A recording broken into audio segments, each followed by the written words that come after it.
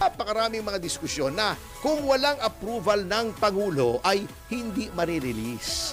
At pinatunayan na yan din kamakailan lamang ng no less than the sister of the president, si Senator Amy Marcos, na ang nagdidesisyon, yun nga ang ginagawa na panakot doon sa impeachment, na kung ayaw mong pumirma ng impeachment, yung pondo mo ay FLR, for later release. I-impeach mo na. Kasi ang executive talaga ang nag-i-implement. Ang GAA ay batas. Ginagawa ng lehislatura, pinirmahan ng Pangulo, pero siyempre, ano ba ang ginagawa ng executive sa tripartite system of government? Nag-e-execute. Yan, okay. Yung mga karapat-dapat na mga proyekto, yung Metro Manila Subway at saka yung Philippine National Railways. Yun ang kailangan. Yun ang tinanggalan ng pondo nilagay sa flood control. Yun ang sayang. At inudyukan din, pero hindi pakinggan, sigurado ako, ni Erice, si Senator Panfilo Lacson, na maghukay daw, dig deeper. Mas malalim pa ang iyong gawing investigasyon, pero hindi gagawin eh. Hindi gagawin. Oo.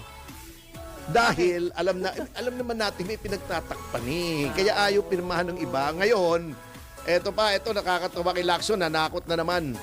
Sabi niya, paano nyo didepensahan ang sarili nyo kung ayaw nyo pirmahan yung report? Yun ang platform nyo to defend yourselves. Pananakot na naman. Di ba binanat na niya kay Marcoleta yan? Sasabihin ay, sige, patatawag ko yung 18 Marines, pirmahan mo yung report. Abi, klaseng tirada yan. Ano yun? Parang mga bata O, di ba? May exchange deal. Kaya sabi ni Marcoleta, are you serious? Oh, di ba? Yun ang nangyayari dyan. Eto, kaya sinasabi ko, etong si Erice ay sinamahan ni De Lima sa demanda niya tungkol sa flood control. Pero alam nating ipokrito si De Lima kasi sabi niya accountability. Bakit noong pumunta sa committee nila yung impeachment ni Pangulong Marcos, kitang-kita naman na hindi marirelease yan. At the very least, kung walang approval ng presidente, bakit insufficient in substance yung impeachment? Male-maleta, andi na lang ebidensya roon. Yan ang ipokritohan itong mga ito. Pero kay Vice President Sara Duterte, laging mayroong sufficient in substance, kahit kakonti lang ang kanilang ebidensya. Kengkoy pa, o di ba? Kaya ang nangyayari dito sa atin, ayan, di ba?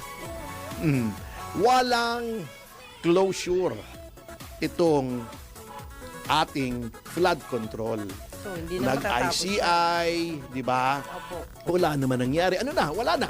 Nalimutan ng ICI. Akala ko ba independent yung ICI? Bakit isinumite sa Pangulo? Bago ang Pangulo daw ang magre-release. Ang bihira naman. Akala ko independent kayo. Ganyan ba independent? Kailangang i-release pa ng presidente. Hindi na po independent yan pagka ganyan, di ba? Kaya yung mga tao wala nang kumpiyansa. Bago sasabihin, eto natatawa pa ako isang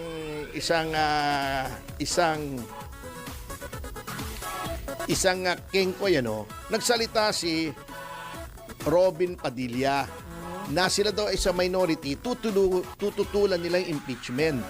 Sasabihin ni De Lima, hindi yan ang trabaho ng minority. Kayo ngang majority. Trabaho nyo, sinusulong nyo yung impeachment. Wala namang naniniwala sa inyo na kayo ay impartial. Sino ba naniniwala? Siguro yung Kwago naniniwala sa inyo na kayo ay impartial. Halatang halata naman Konsensya nila, naniniwala sila. Oo nga hindi. Konsensya nila? Sila? Sina De Lima? Sarili nila. Pinapaniwalaan nila. Hindi ko maintindihan yung statement mo actually. Ganun ho. Sige mo, ikaw may konsensya ka. Si Trillanes, si Madriaga, paniniwalaan mo?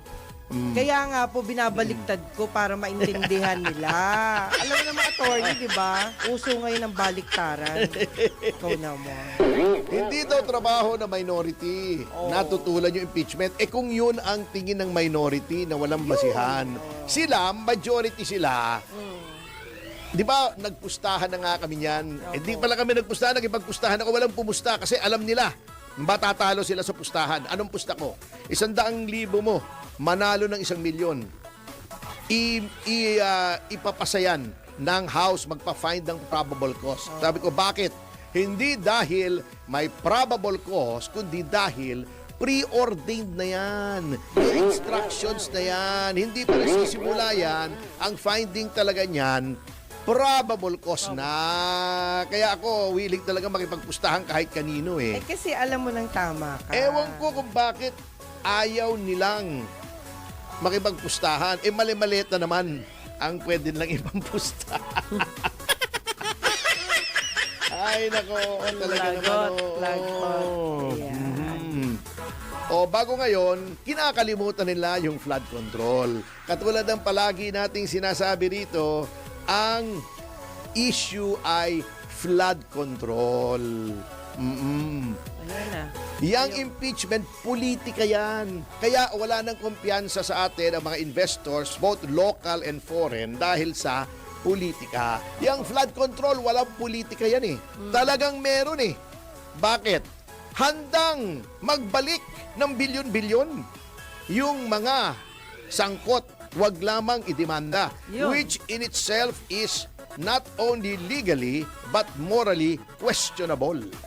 Kasi parang binibili nila yung pagkawalang sala nila na tama po kasi ang 1/4 ng 10 2.5. 25 sa 100%, 25%. Oo. 38%, mataas-taas ng konti sa 1/3.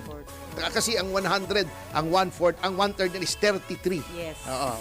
Mataas-taas ng konti sa 1/3 lamang ang nagsasabing sila ay umaasa na gaganda pa ang buhay. At hindi lang yan, mababa hindi lang mababa ang porsyento na nawawala ng pag-asa. Opo. Ito ang pinakamababa since 2021. At noong 2021, justified. Bakit? Anong meron noong 2021? Pandemic. Pandemic. Siyempre, Common sense matagal yan. yun. Taon ang binilang. Correct. Ito, kakaumpisa pa lamang. Walang pandemic. Oh. Hindi lockdown. Tumatakbo ang lahat ng negosyo. Pero nakikita nila na since walang ginagawa ang gobyerno, kamote. Ginawang pandemic. Oo, naging pandemic. Opo. Kita nyo, parang may pandemic sa ilalim ni Pangulong Marcos. Yun. Oo. Bagamat wala namang pandemic. Oo, may gera. Pero nagkagera na rin naman hindi naman naging ganito. Di ba noon yung Iran-Iraq War, Yes. tumaas din ang presyo ng gasolina. Opo. 1990s yun kung hindi ako nagkakamali. Nagre-review ako sa bar noon Nung panahon ni Pangulong Bush Senior, nung inatak ang Iraq, di ba? Yung Desert Shield. Desert Storm pala. Desert Shield muna. Operation Desert Shield para hindi kumalat kasi in-invade ng Iraq ang Kuwait. Grabe, Sabi ng isang kasama ko, ang lapit na pala ng grabe palang Iraq, Sa Cavite pa sumugod. In-invade daw yung Kuwait Kala niya Kawit. Hindi, sabi ko Kuwait. Kawit Cavite yun Oo. Oo. Para hindi na kumalat yung invasion ng Iraq. Baka pumuntang Saudi Arabia Hinarang and then later to push it back, Desert Storm. Yan. Ibig sabihin, nagawa ng paraan. Ay, malungkot. Oo, hindi ganito ang hindi ganito ang kapawalan ng pag-asa. Oo. Kaya yan ang mabigat na nangyayari. Oo. Ngayon, anong ginagawa nila? Yan. Sinisira nila bendalo ng bendalo. Yung batas sa secrecy ng bank deposits bina-violate. Sasabihin pa, malinaw pa daw sa sikat ng araw yung exemption, impeachment. Bakit? Impeach na ba? Ang impeachment proceedings sa sinasabi po ay yung sa Senado.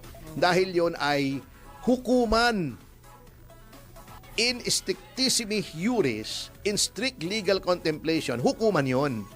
Kaya pwede yun. Yun na yun, last. Oo, kasi ang general rule sa exemption sa bank secrecy, pag may paglilitis at inutos ng hukuman na ilabas yung bank accounts. Ngayon, di ba, nagsalita yung BPI, mali daw yung ibang pagtatag nila, hindi daw billion, million. Hindi naman nila pinapakinggan ng BPI, nag-push back ang BPI eh. Opo. Kasi siyempre, pagka lumabas na yung BPI daw ay naglalabas ng mga bank deposits, masisira ang confidence. Iyan ang ginagawa nila. Alam nyo, kala nila, nakakaisak sila kay VP Sara Duterte sa pagbe-bend the law o pagbe-break the law. Hindi po. Sinisira nyo ang mga institusyon. Sinira nyo na ang institusyon ng House sa mga insertion nyo saka sa flood control at sa mali-maleta. Sinira nyo na ang institusyon ng ombudsman sa paglagay ng isang obviously tuta ng Malacanang dyan. Di ba? Sinira nyo ng NBI, dati Premier Law Enforcement Institution. Ngayon ba naman pati ba naman yung banking industry, sisirain nyo pa? Ang bihira naman kayo. Bakit ganon? Kawawa tayo dyan pag ganyan Kawawa na issue. talaga. Alam mo, ako natatakot para sa bansang ito ha. At talagang ito yung powder keg, isang spark lang may sasabog dyan. Wag naman kasi ayaw natin ng kaguluhan. Ngunit kung wala nang pag-asa ang nakikita ng mga taong bayan at gutom pa. Kasi sabi nga ni Pangulong Erap hungry stomach knows no law. Pag gutom na yan, wala nang batas-batas dyan. Kailangan ko pakainin yung pamilya ko. Pakailanganin kong kumain, di ba? Pagamot yung ina ko, yung ama ko, yung anak ko. Gulo na yan at wala. Di ba? Sana wag gumantong sa gano'n. Oo, bago ngayon. Pati nga yung PhilHealth. Buti, ibinalik daw. Pero mukhang hindi ibinalik Mukhang gumawa ng bagong appropriation para doon sa 60 million na pinababalik ng Supreme Court. So technically, hindi rin pagbabalik yun. Niloloko rin tayo. Hindi maaring tumagal ang kumpiyansa ng tao sa isang gobyernong puro panloloko, puro kasinungalingan. Yung housing, di ba?